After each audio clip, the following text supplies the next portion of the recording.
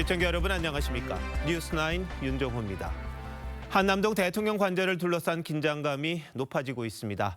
두 차례 소환에 응하지 않았던 박종준 경호처장이 오늘 아침 사표를 내고 전격적으로 경찰청 국가수사본부에 자진 출석했습니다.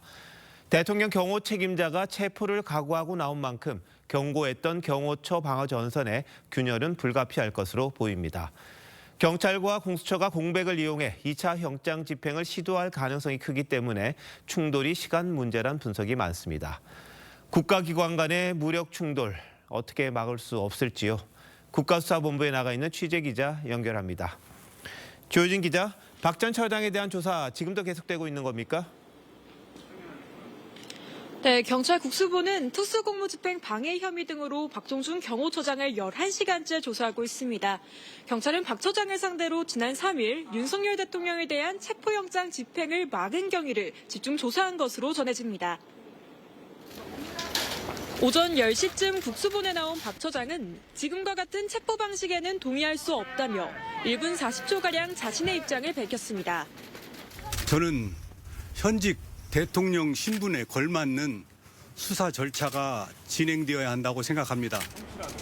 박 처장은 유혈 사태를 막기 위해 최상목 대통령 권한대행과 윤 대통령 변호인단에게 체포영장 집행이 아닌 제3의 대안을 요청했다고 밝혔습니다.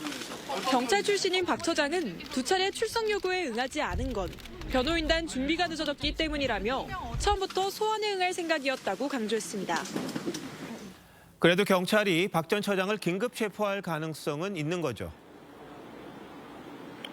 네, 경찰은 오늘 밤 조사 중에 박 처장을 긴급 체포할 가능성이 큽니다. 이 경우 구속영장 신청 기한인 48시간 동안 박 처장의 신병을 확보할 수 있기 때문입니다.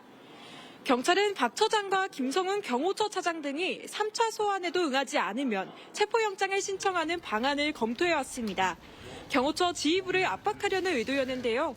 다만 이미 박 처장의 사표가 수리된 만큼 긴급 체포하지 않고 다시 소환 조사할 가능성도 있습니다. 지금까지 경찰청 국가수사본부에서 TV조선 조유진입니다.